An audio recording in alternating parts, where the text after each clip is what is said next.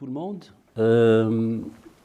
Je suis heureux d'accueillir Bernie Goldblatt ce matin pour discuter essentiellement, mais pas seulement, de Garderie nocturne, film que nous avons vu hier soir, et dont il nous dira dans quelle mesure il y a participé.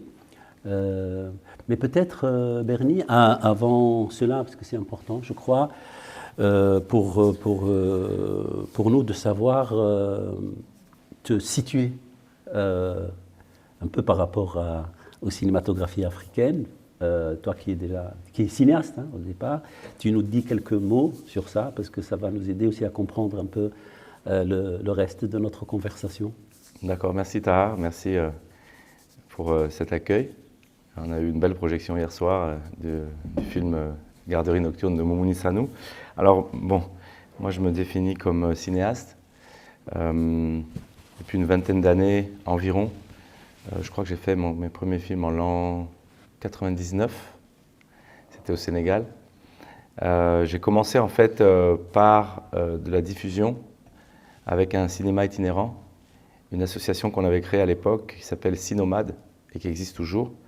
Et donc, à force de montrer des films en Mauritanie, au Mali, au Burkina et ailleurs, j'ai eu envie d'en faire moi-même. Et donc, je n'ai pas eu vraiment la chance de faire une école de cinéma, mais j'ai essayé d'en fabriquer à un moment donné, lorsque j'en ai eu la possibilité. Et voilà, de fil en aiguille, je suis devenu en faisant. Voilà. Et en 2006, j'ai créé une société de production qui s'appelle les Films du Djabadja, qui donc a produit notamment Garderie nocturne et aussi coproduit Wallahi, mon précédent film.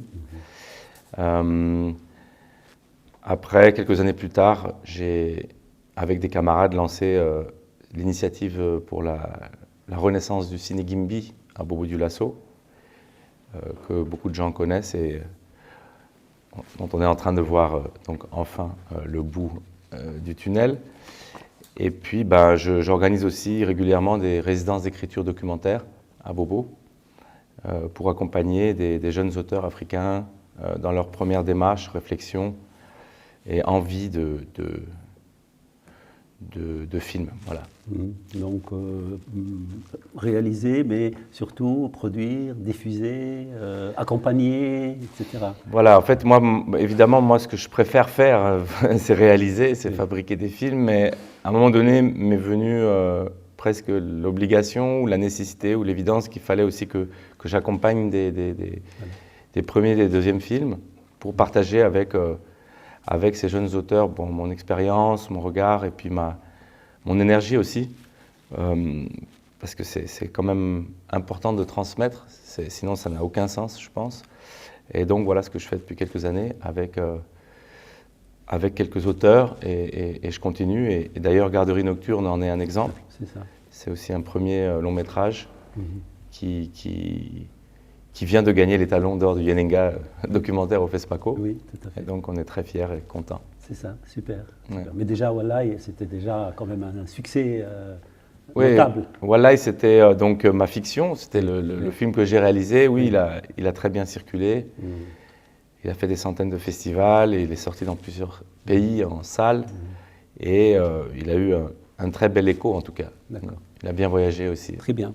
Donc on va prendre cet exemple-là pour. Je tenais à te poser cette question pour préciser, pour qu'on prenne véritablement la mesure des défis qui se posent aux cinéastes dans cette région du monde, aux difficultés, qui font souvent qu'un cinéaste, malheureusement, contrairement à ce qui se passe dans des pays où le cinéma fonctionne grosso modo, il y a des institutions, il se trouve confronté à des tas de difficultés qu'il en arrive par la force des choses à faire aussi de la production, de la diffusion, de l'accompagnement. Enfin, on fait, je dirais, c'est parfois vrai, même pour les critiques. Enfin, nous, on se rend compte parfois que nous contenter juste d'écrire des articles sur des films, ça fait un peu bizarre quand on voit tout ce qui se passe autour, qu'on a envie aussi de donner, d'intervenir aussi, parce qu'on pense qu'on peut aussi.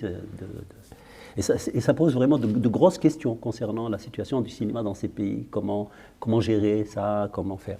En tout cas, on va prendre cet exemple concret, hein, et suivre un tout petit peu. Donc, dès le départ, si ça ne te dérange pas, tu nous dis un peu comment ça a commencé dès le départ, le premier contact avec le réalisateur, l'idée, etc., le rapport que tu as avec lui. D'accord. Alors, Mouni Sanou, qui est l'auteur-réalisateur de Garderie Nocturne, je le connais depuis... Pardon, entre parenthèses, dans le générique, il dit... Il met autre chose, le chat. Le chat. C'est son pseudonyme, ouais. C'est ça, le chat. Son nom, ouais. D'accord. Ouais. C'est comme ça que les gens le connaissent depuis qu'il est petit, ouais. D'accord. Et ouais, bon, c'est quelqu'un que je connais depuis longtemps. Et je peux dire qu'en tout cas, il a appris le cinéma avec moi quand il était petit. Et donc, il a fait toute son initiation avec moi et avec mes collègues à Bobo. Et donc, Garderie Nocturne, c'est aussi un aboutissement de, je dirais, une dizaine d'années de travail, plus qu'une dizaine d'années en tout cas, de formation et d'initiation au métier du cinéma. Et lorsqu'en 2014, je crois que c'était 2014-15, il m'a parlé de cette idée, donc de cette garderie plutôt, ce lieu où les jeunes femmes... Pardon, excuse-moi, avant ça, tu dis 10 ans, il a fait quoi exactement avec toi? Écoutez, il a travaillé avec nous à Cinomad, il a fait des stages sur des plateaux, il a fait des films de sensibilisation, il allait étudier au Nigeria, le cinéma. Il a aussi suivi des cours avec Gaston Caboret à l'Institut Imagine. Donc, il a tenté de faire l'école de cinéma à l'ISIS, mais comme il n'avait pas le bac, il n'avait pas accès à l'école de cinéma à Ouaga. Et donc, il a appris un petit peu ici et là. Sur le tas. Voilà. Et aussi beaucoup avec nous, dans les productions qu'on avait à faire avec Cinomad, avec les films du Jabadja, etc. Donc, il avait fait un premier film en 2013, 52 minutes, qui était une sorte de, voilà, une initiation au documentaire. Et là, un jour, il est venu avec cette idée-là, en me disant, écoute, j'ai découvert un lieu hors du commun, qui est cette garderie nocturne où les jeunes femmes, les jeunes prostituées font garder leur bébé par une vieille dame, le temps qu'elles fassent leur boulot la nuit, avant de revenir les chercher. Et là, j'ai immédiatement estimé qu'il y avait un film, évidemment.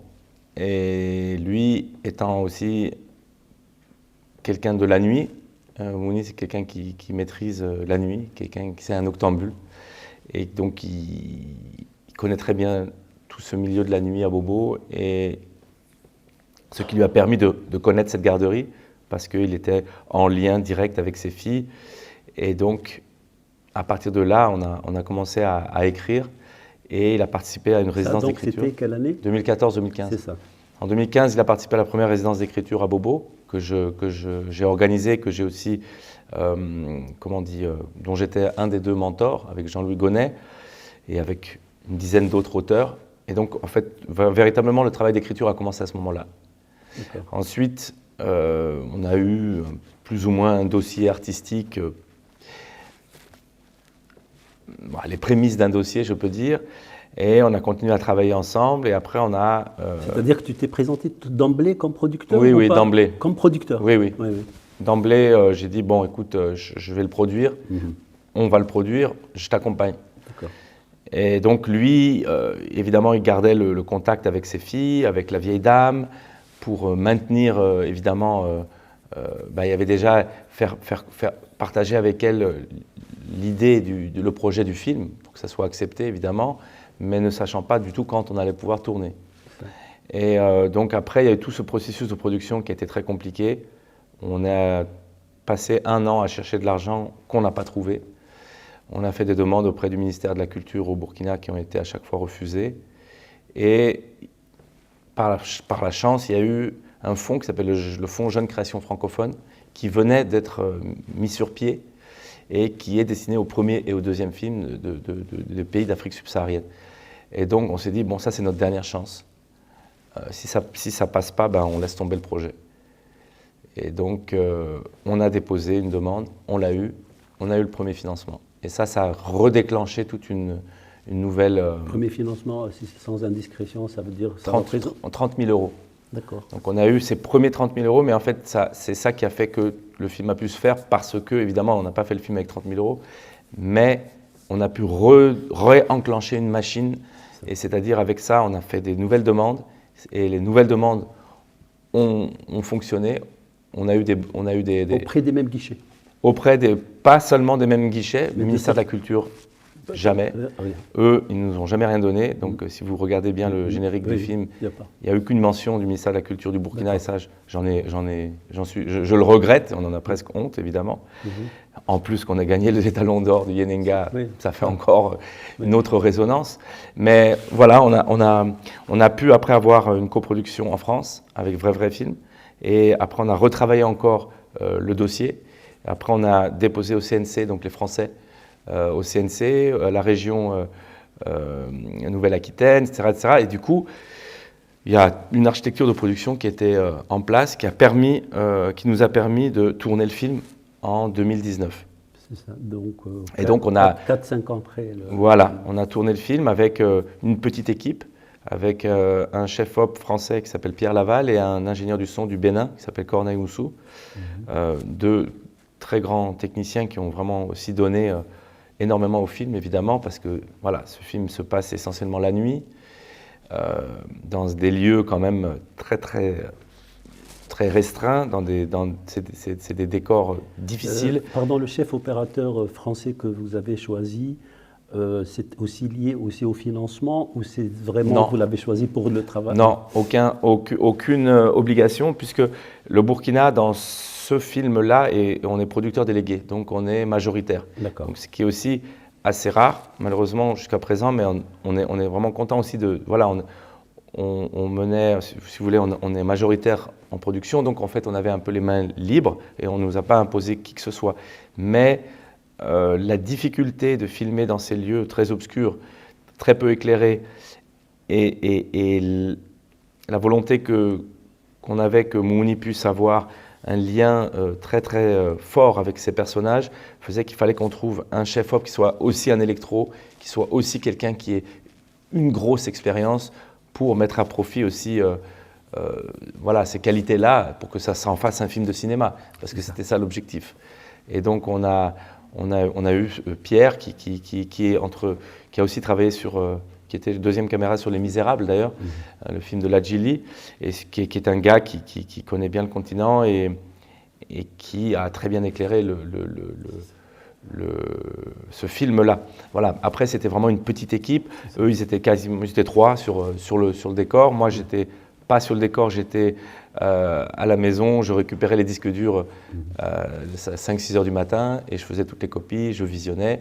Et après, on se réunissait et on discutait un petit peu sur comment le tournage allait se poursuivre. Devait se poursuivre. Voilà. Et après, la post-production s'est passée en partie en France. Et après, on a aussi, avec un premier montage, fait des demandes... Pardon, donc le tournage, il a pris combien de temps? À peu près 4 semaines. C'est ça. Et donc après, avec un premier pré-montage, comme on appelle un rough cut, comme ça, on a fait encore d'autres demandes d'aide à la post-production. D'accord. Donc on était à TAC1000 au JCC, on a eu la bourse OIF de TAC1000, on a eu aussi un soutien pour la post-production, étalonnage, etc. en Belgique. Donc voilà, on a pu terminer le film en 2021. Et donc, il a fait sa première mondiale à Berlin, au Forum. Et donc, c'était super de commencer comme ça la carrière du film. Et vous voyez, ça a pris quasiment 7 ans. Ouais. Et Moumouni, on peut dire qu'il a travaillé 10 ans quasiment sur le film avec ses personnages. Ouais. C'est quand même beaucoup. C'est beaucoup. Pour 67 minutes, vous disiez par le nombre de jours. C'est pas... Ouais. Pour faire une vingtaine de films à ce rythme-là, il faut vivre 200 ans. 200 ans, ouais. Ouais, c'est ça. Voilà. Et alors, parce que quand on regarde le film, évidemment, on le dit parfois au cours du film, puisque parfois on l'interpelle, on lui dit « Oui, mais tu sais, tu es venu avant, enfin, celle qui tient le lieu. Tu peux nous en dire, parce que c'est toujours une question importante, de savoir comment le cinéaste, avant de faire son film, comment il s'y est pris pour établir ce genre de relation avec ces personnages, d'autant plus qu'il s'agit ici quand même d'une situation très, très particulière, d'un métier, on va dire, entre guillemets, qui n'est pas facile, quoi. Oui, en fait, on est un petit peu dans une situation de clandestinité. C'est ça. Vu que déjà, ces filles-là, ben, si elles font garder leur bébé auprès de cette vieille dame, c'est qu'elles n'ont pas de famille ou elles n'ont pas de gens proches qui peuvent garder leurs enfants. Ce qui est quand même quelque chose de particulier, parce qu'en Afrique, s'il y a bien quelque chose qui est certain, c'est qu'on peut toujours faire garder son enfant par une tante, par une sœur, par une grand-maman ou une voisine, évidemment. Et là, bah, vu le métier qu'elles font, elles ne peuvent pas. Donc, elles sont obligées de faire recours à cette vieille dame qui fait un peu figure de grand-maman aussi. Et donc, il y a toute une... Il y a vraiment cette génération de femmes, en fait, entre ces petits bébés, ces femmes mères et cette grand-maman. Donc, en fait, Moumouni, lui, il connaissait très bien une des trois filles. C'est Adam, c'est celle qui est un petit peu celle qui n'a pas de bébé. Et donc, c'était elle, sa porte d'entrée un peu dans ce milieu. Et il la connaît très bien depuis longtemps. Je la connais aussi d'ailleurs.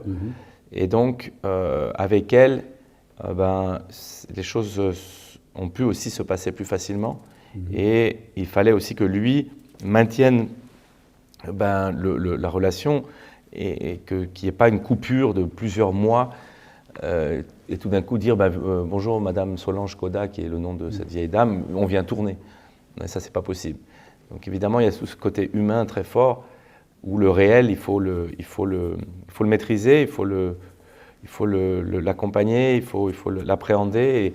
Et donc ça, c'est très difficile parce que quand tu commences une idée en 2014 et que finalement, 5 ans plus tard, tu tournes, il y a 5 ans, évidemment, les choses bougent en 5 ans.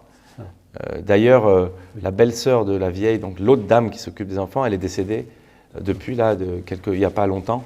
Donc entre le tournage et aujourd'hui, elle n'est plus. Donc vous voyez, ça change. Voilà, on est dans des choses qui bougent, quoi. Et alors l'idée que donc c'est vraiment des rapports de confiance, etc. Parce que c'est pas facile, enfin, qu'elle accepte qu'il filme, quoi, qu'il mette en image. Parce qu'il rend public quelque chose. Ça a été compliqué aussi, même pendant le tournage, c'était très compliqué parce que tout d'un coup, même si on était une petite équipe, quand même, on arrive avec du matériel dans cette petite cour, dans ce quartier populaire où tout le monde se connaît, où les choses se voient. Et il y a eu aussi des moments où il y a des gens qui ont essayé de saboter le tournage, évidemment, pour essayer de monter nos personnages contre nous en disant, voilà, ces types-là, ils vous exploitent, on parle d'argent, enfin tout ça. Donc, on marchait sur des œufs, quoi. Et pourquoi il faisait ça? Bon, vous savez, l'être humain, c'est toujours... on ne peut pas vraiment savoir, mais il y a l'histoire de jalousie, il y a l'histoire de... les gens se méfient aussi, ils ont raison. Ils ne savent pas qui on est, ils voient des caméras, ils voient un blanc, ils voient un truc, ils se disent, bon, est-ce qu'ils ont une bonne intention? C'est ça. Il y a de la suspicion. Ouais, des suspicions. Et après, ça va vite. Mais en fait, Dieu merci, on a pu poursuivre, mais il a fallu vraiment faire ça avec tact. Et puis lui, il est connu là-bas dans ce truc. Oui, assez. Oui. Reconnu et respecté aussi. Et alors, ça arrive justement, est-ce que c'est un choix dès le départ ou c'est quelque chose qui est arrivé justement comme tu le dis après? Parce qu'il arrive un moment où la dame est fatiguée et elle est sur le point de laisser la place. Est-ce que cette fin de carrière de cette femme-là était d'emblée prévue ou... C'était écrit en tout cas, mais maintenant, en fait, le film... entre l'écriture et le résultat final, il y a quand même une différence, comme très souvent d'ailleurs, surtout en documentaire. Parce qu'on écrit pour intéresser aussi, évidemment, pour montrer nos intentions. Après, quand on tourne, c'est autre chose. Il y a des années qui ont passé. En fait, le film, c'est plus un film d'ambiance aujourd'hui. C'est un film d'atmosphère, c'est un film sur les gestes, c'est un film sensuel. C'est un film avec des détails où il y a peu de paroles. où il n'y a pas vraiment un début et une fin. C'est ça. Et même pas un seul personnage, on va dire, qu'on va suivre. Et Non, c'est ça. Ouais. Et l'idée... Et c'est plus difficile, ça. Oui, mais ça s'est imposé aussi avec le montage.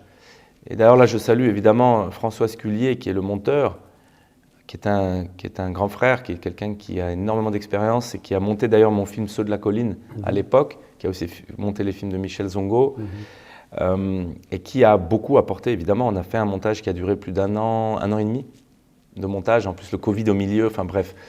Ça a été un long processus, mais on a tenté plusieurs choses, mais finalement c'est ce qui est apparu de plus beau en fait, et de plus... Voilà, c'est un film qui se voit en grand écran quand même, beaucoup plus qu'au petit écran, comme beaucoup de films. Mais voilà, il n'y a pas une histoire avec un début, une fin. On est vraiment dans quelque chose de... C'est presque une chronique de ces femmes-là. Et voilà, avec beaucoup de moments de silence, avec beaucoup de moments où on est avec les enfants, à hauteur d'enfants, lorsque leur mère dorment. Voilà, et on est dans la nuit, donc on est encore dans cette ambiance assez particulière. Et donc, c'était ça. Je pense que le résultat, je pense que la qualité et l'originalité de ce film se situent à ce niveau, parce que c'est pas vraiment un film sur la prostitution, c'est vraiment un film sur ces... D'ailleurs, on ne vous voit pas... Non, on les voit dans la rue, mais c'est pas vraiment la thématique. Le sujet, c'est vraiment ces mères-là et leur rapport avec... leurs propres enfants, la société et puis cette vieille dame. Et donc on gravite autour de ces trois décors essentiels. J'imagine que la question, alors comme tu le dis, du point de vue, elle est centrale dans ce film-là. Enfin, elle est toujours essentielle dans le cinéma, mais là, elle se pose avec d'autant plus d'acuité que, effectivement, la difficulté, c'est de tomber dans une espèce de voyeurisme, parce que c'est quand même compliqué. Et moi, l'impression que j'ai, après on va demander aux personnes ici présentes, aux amis, peut-être de donner leur avis ou de poser des questions là-dessus. Moi, j'ai eu le sentiment, justement, tu dis, c'est un film plutôt d'ambiance, effectivement, où il n'y a pas un personnage qu'on va suivre. J'avais l'impression que le point de vue était celui précisément des enfants, pas d'un enfant, mais de l'ensemble des enfants.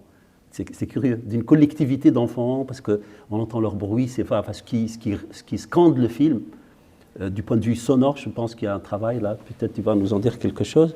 C'est justement les cris des enfants, les bruits quand ils parlent, ou quand ils se taisent, ou quand ils pleurent, etc. Et qu'on commente d'ailleurs de temps en temps, parce que je ne sais pas qui dit, quand il entend l'autre pleurer, lui il pleure à son tour. Et je pense que c'est ça, enfin je ne sais pas si c'est arrêté consciemment, comme ça, ou pas. J'ai l'impression que c'était vraiment le point de vue tout le temps de ces enfants, ce qui n'est pas simple du tout. En tout cas, ça a fait partie des objectifs, c'était de pouvoir être avec eux, avec ces enfants, et vraiment à hauteur d'enfant. Donc des fois, le chef-op, il était par terre avec eux, il ne les filmait pas d'en haut, souvent, il était vraiment à hauteur de bébé, je peux dire, quasi. Et oui, évidemment, c'est ce choix, en tout cas, d'être avec les enfants et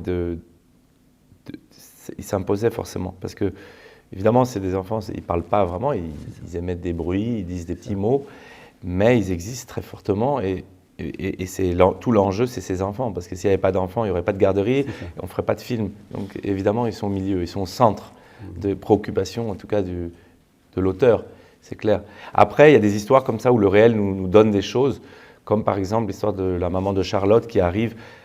Ça, c'était vraiment totalement improvisé. Ou cette petite fille qui avait été déposée 1 an plus tôt par une maman qui n'était plus réapparue. Et donc, on entend parler de cette fille-là qui dort là depuis des nuits, des nuits, des nuits. Et tout d'un coup, un jour, en plein tournage, qui est-ce qui arrive avec une valise? La maman, qui vient récupérer sa fille 1 an plus tard. Et donc là, on a tout d'un coup une tension énorme qui s'installe sur le plateau. Et là, on filme. Et là, évidemment, cette histoire, elle a une importance aussi dans le récit, dans la structure narrative du montage, quoi. Je ne sais pas si vous avez déjà des questions, puisqu'on est là sur la question du point de vue, comment on a perçu le film, à partir de quel angle.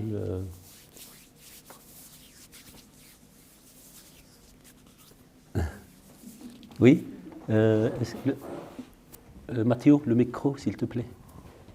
Il y a madame, là, madame, voilà.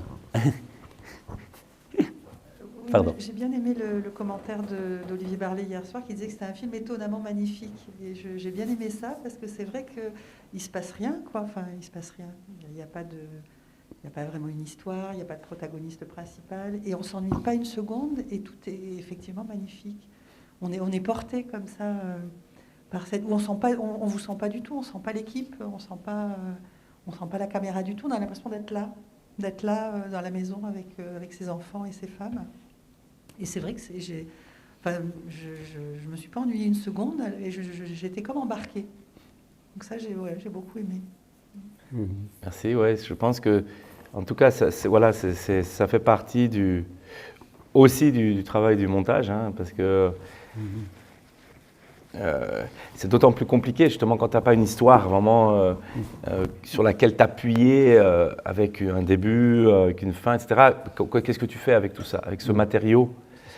Et donc, si tu t'ennuies pas, ça veut dire qu'il faut quand même des éléments et quelque chose qui te maintienne éveillé, qui te fasse pas et qui te donne pas l'impression aussi d'être dans une répétition. C'est souvent les films sont un peu trop longs parce que c'est ça, moi je lutte beaucoup la contre. Et le film il fait 67 minutes, hein, donc on est vraiment dans un long mais court, un petit peu moins, et puis on partait dans un moyen métrage, donc c'est très très fragile, quoi, c'est clair. Mais je pense que mais voilà, ça fait partie de... Ça n'a rien à voir avec le format télé. Non. Du tout. Non, parce que c'était pas voulu, hein. Nous, au début, on s'est dit, bon, il va faire 75 minutes, l'auteur, c'est ce qu'il voulait à peu près, 80, 75, et puis en fait, voilà, avec le générique, on arrive à 67, donc on est dans quelque chose de très tenu, et volontairement tenu, quoi.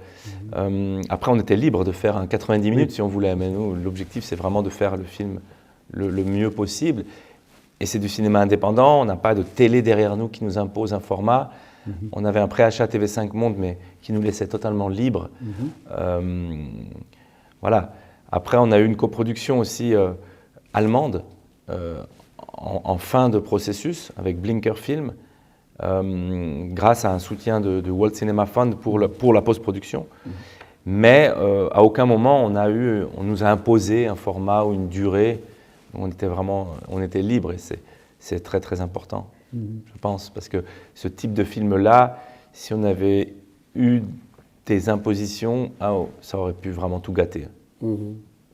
Oui, parce que c'est une dramaturgie en fait très, très particulière et qui est fondée, à mon avis, principalement sur l'absence de jugement.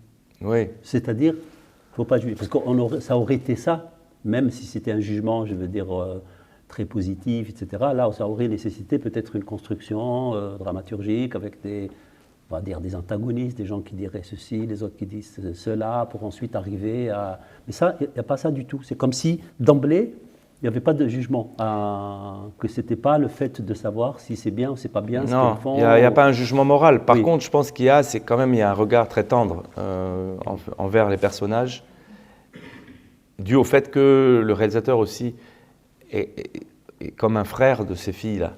Donc, elles ont accepté aussi de participer à ce film parce qu'elles ont une confiance en lui. Et lui, il a une confiance en elles. Et donc ça se ressent aussi, puisqu'il y a cette proximité.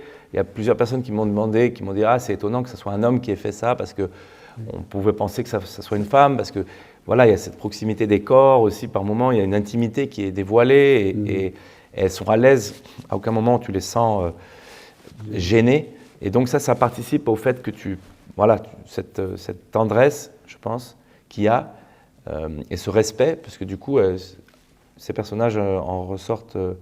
elles sont dignes, et par le regard que le réalisateur pose sur elles, quoi, je pense. Donc évidemment, on n'est pas dans le jugement du tout.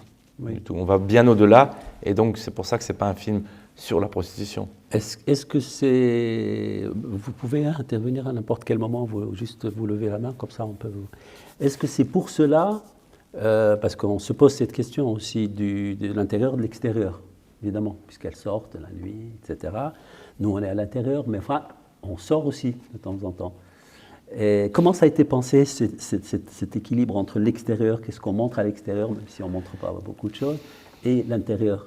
Bon, l'extérieur, il est principalement, c'est principalement cette rue qui s'appelle la rue du Black. C'est un peu.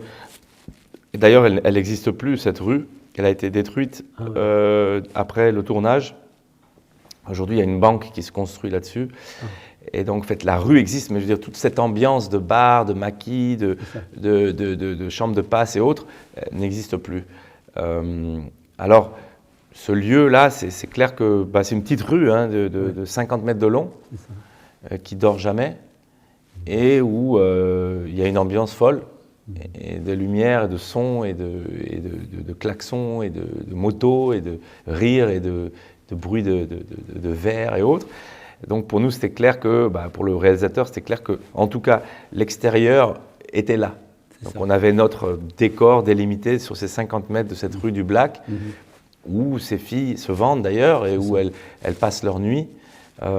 Et où c'est une rue aussi où le réalisateur passe souvent ses nuits, donc il connaît très bien les gens.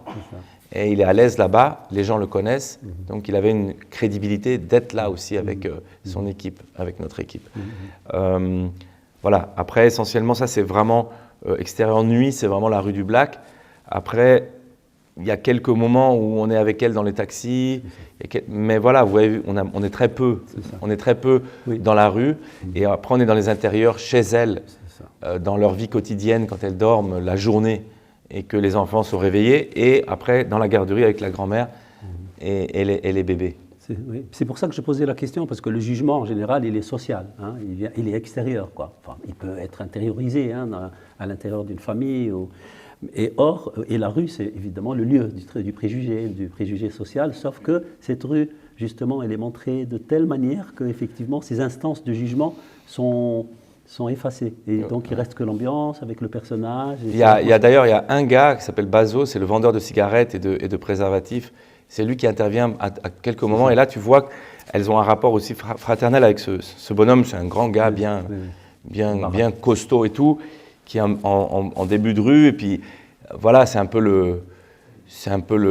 lui qui leur fournit les préservatifs, ça, puis c'est des moments de rigolade où tu sens bien qu'il les aime bien aussi, et puis donc il est bienveillant, voilà. Donc c'est la seule personne qui parle réellement dans cette rue, sinon c'est comme tu dis, c'est une ambiance. Oui. Et alors peut-être un mot aussi sur parce que le temps presse. On s'attend également, mais la réponse, elle n'est pas forcément celle qu'on attend. On s'attend à ce qu'on en sache davantage sur le lien, évidemment, de ces femmes avec leurs enfants. Évidemment, c'est ça le degré d'affection maternelle, etc. Ouais.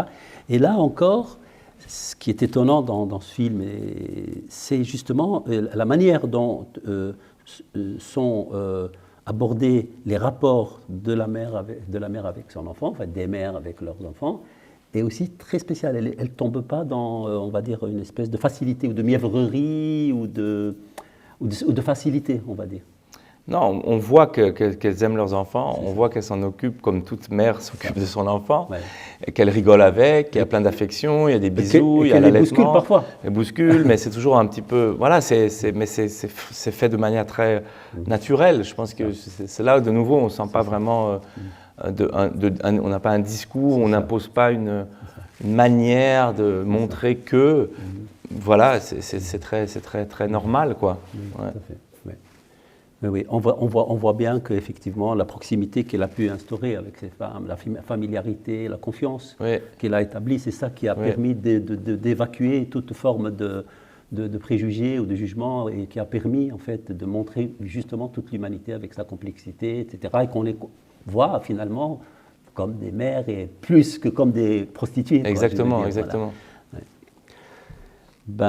Je ne sais pas si vous, parce que Bernie doit nous quitter, doit partir là.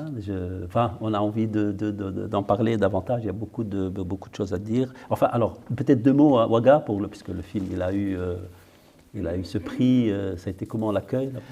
C'était formidable. On était les premiers surpris. En fait, on espérait évidemment une mention ou peut-être un prix, mais cette année, la compétition documentaire était tellement était tellement serré, avec 15 films de haut niveau, que franchement, on ne pouvait jamais prévoir un tel prix.